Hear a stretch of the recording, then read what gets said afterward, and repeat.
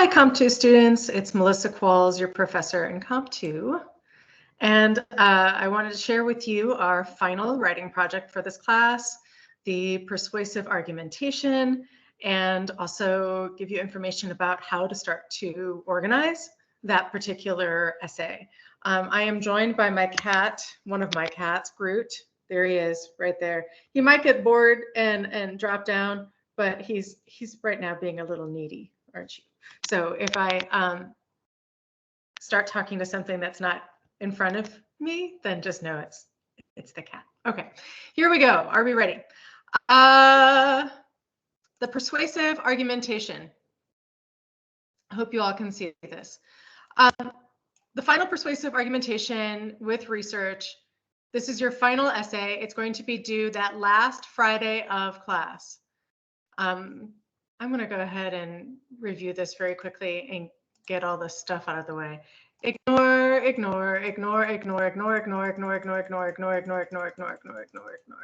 Sorry, everybody. I just want to get all the blue stuff off. Thank you. Okay. So this is our final essay. It's due that last Friday of class. I think that's March 1st. I need at least the weekend to grade because grades are due that Monday, and I'm going in for a procedure on Monday. So I need those essays in by the last Friday of class. It's a minimum of 6 pages. This does include the works cited, so we're talking about 1,500 words total, double-spaced, reasonable margins, correct MLA format, and citation. Of course, for many of you, this essay is going to be longer than that, but that's the minimum.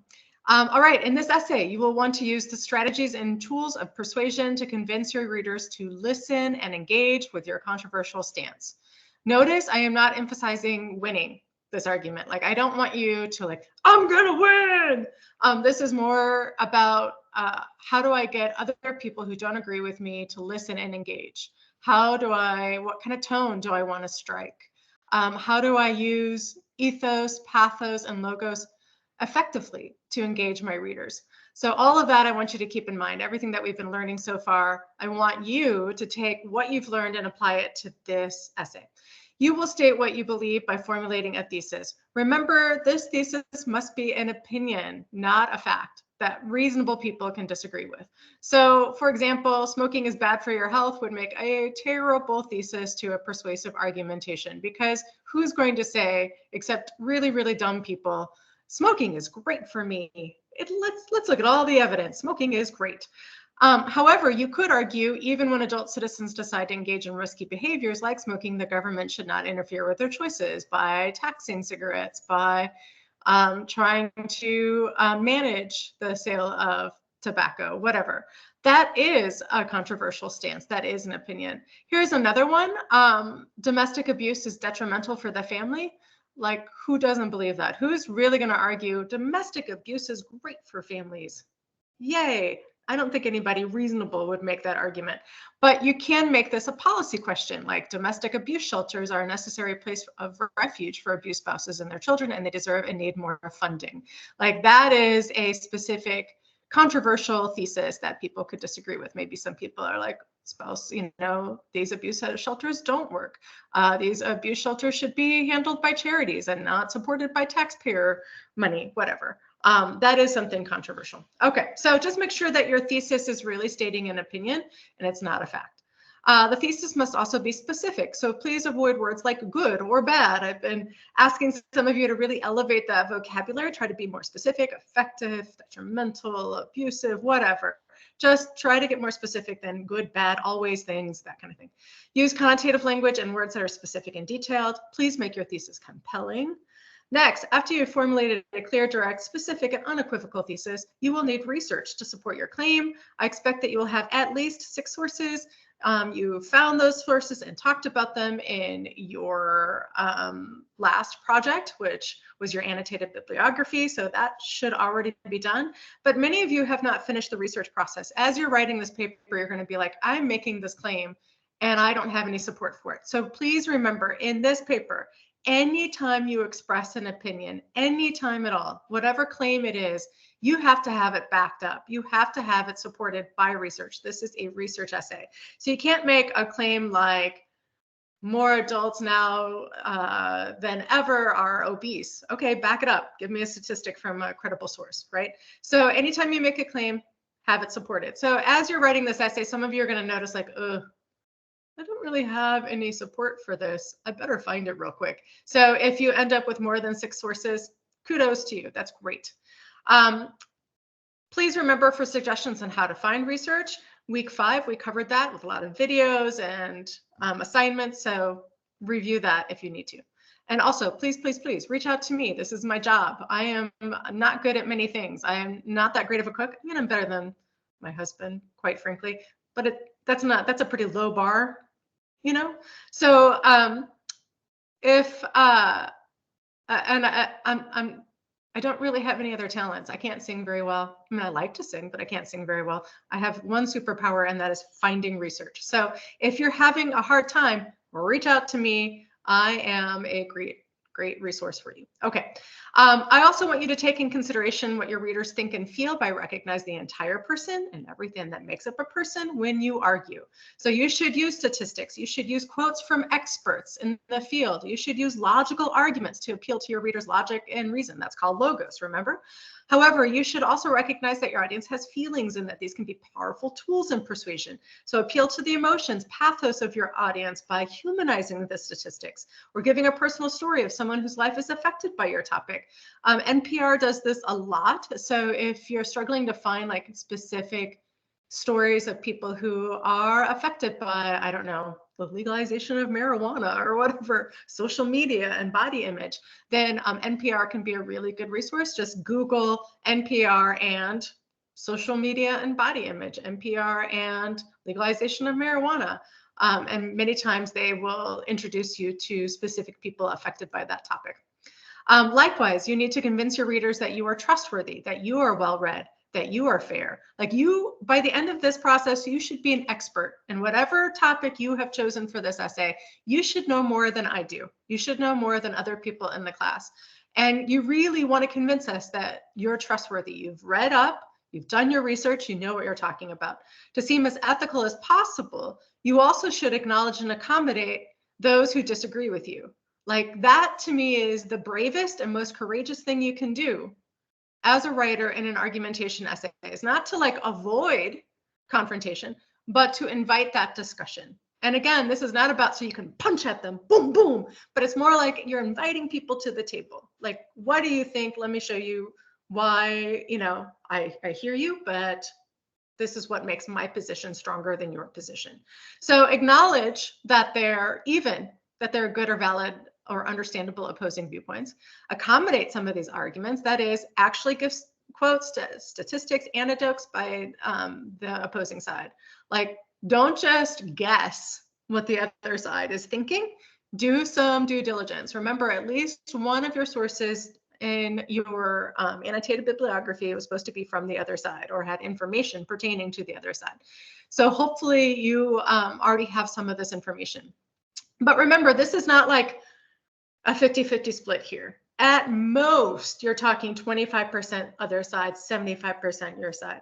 It could be as little as 5% the other side, 10% the other side. You do want to acknowledge the other side, but you don't want to be balanced here. This is not, you're not a newspaper reporter. You're not supposed to give extra, equal time to opposing sides.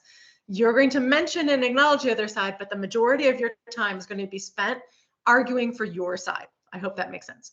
And finally, you will want to address and refute opposing viewpoints. Don't just walk away. Like when you say the other side thinks this, that is not strong argumentation. So you're going to want to directly refute the arguments made by the other side.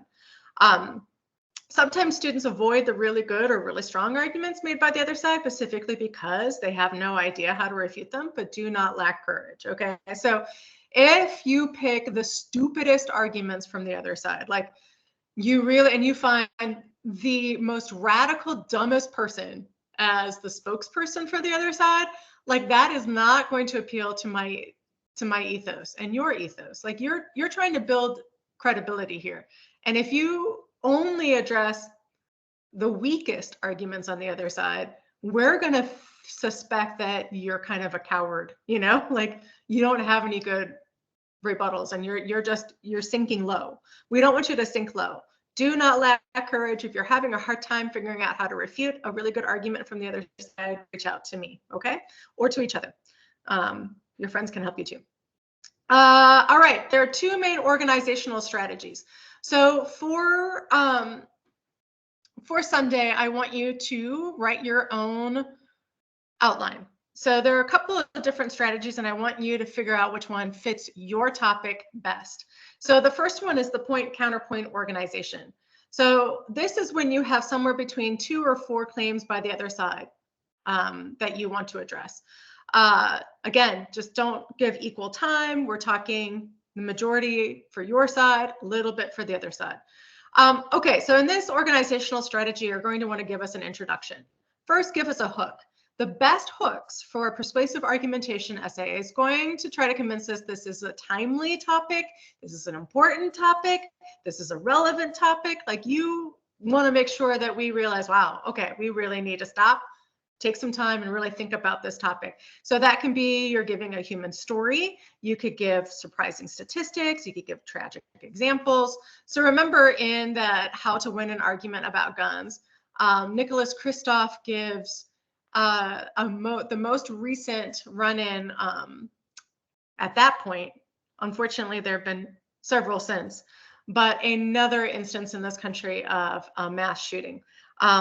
So again, if something has just happened in the news that makes this topic particularly urgent, that's a really great place to start.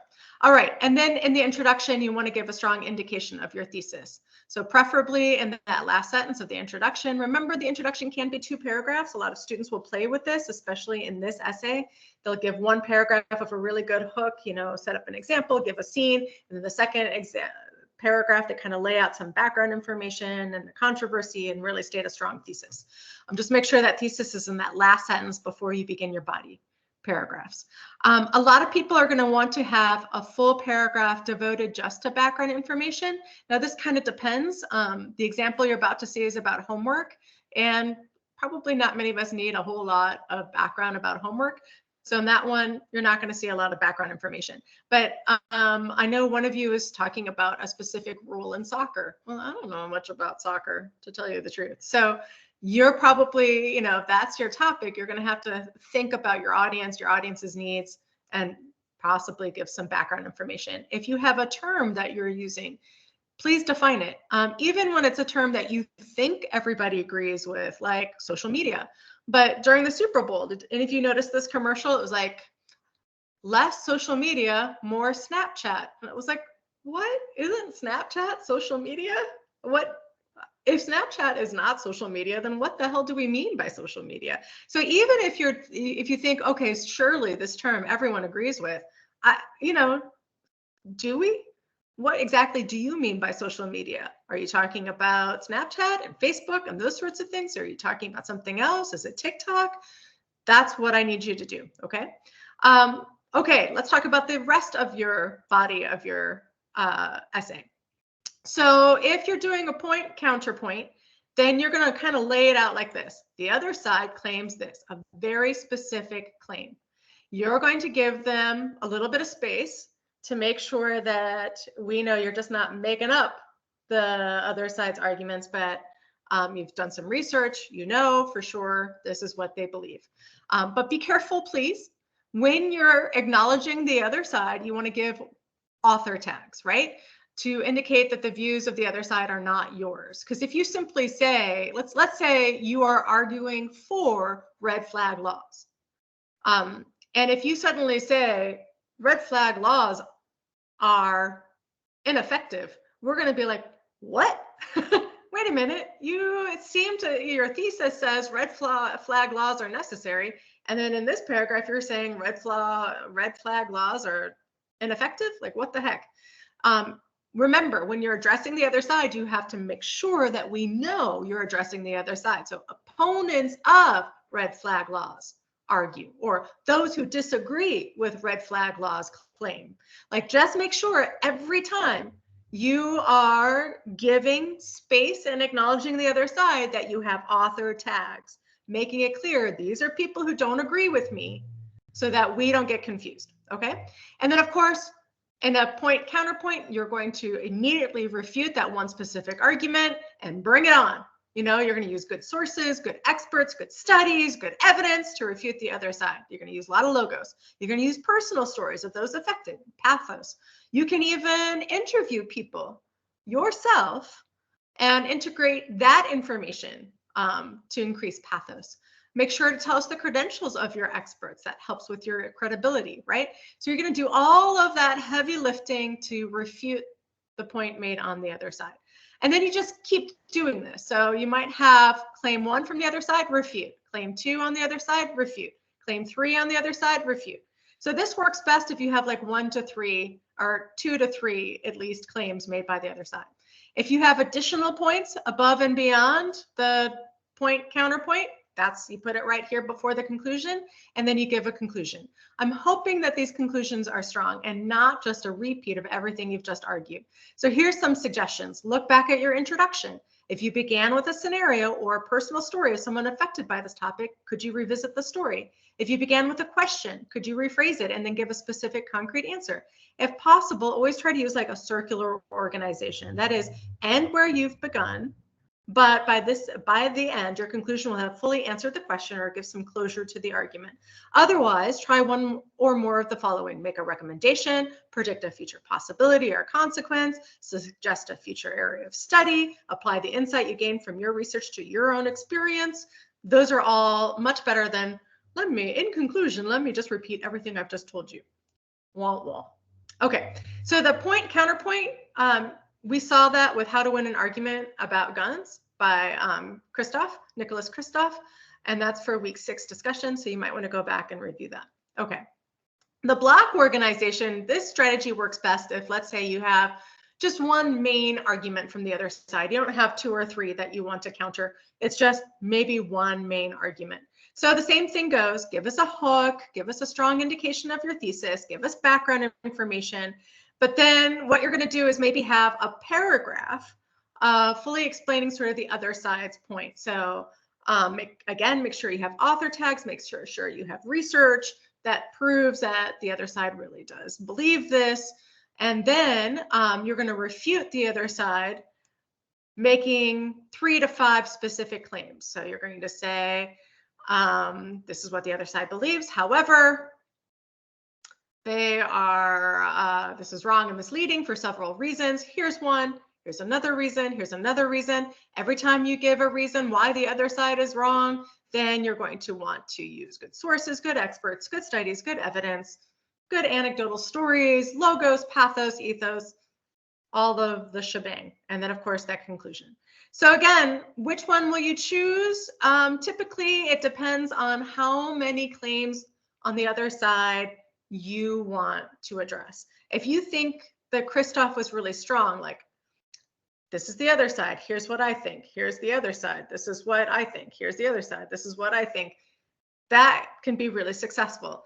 Those of you who are doing social media, however, social media and how it influences young people to think about their body image or their mental health, depending again, if it's just body image and it's kind of like amorphous, many people see online activity as being beneficial, or social media as having a space for people and blah, blah, blah, but they don't realize there's a dangerous side. That could be enough. And that would be more like a block. It's dangerous for these reasons. Blank, blank, blank, blank. Does that make sense, everybody? So really start to think long and hard before Sunday, when you're writing your outline, how you want to organize this. How should you arrange your claims? I always think ending with a bang is better. So if you have some arguments that you're making, some claims that are leading us, you want to lead us, you want to have momentum, you want it to get more and more and more important. So if you lead off your argument with, here's the most important point that I'm going to make in this whole paper, everything after that just feels like, wah, wah. It's very anticlimactic, right?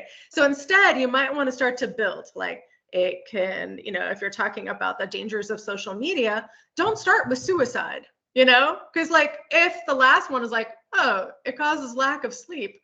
Okay, that's wah wah. But if you start with lack of sleep, to eating disorders to possibly suicide, then we've got, you know, this trajectory, right? You're building momentum. You're making this feel like you're leading us someplace. So that would be my suggestion there. I hope everyone, this was really helpful to you. Thank you. You're doing a great job. Let's keep up the good work. Okay. All right, everybody. Bye-bye.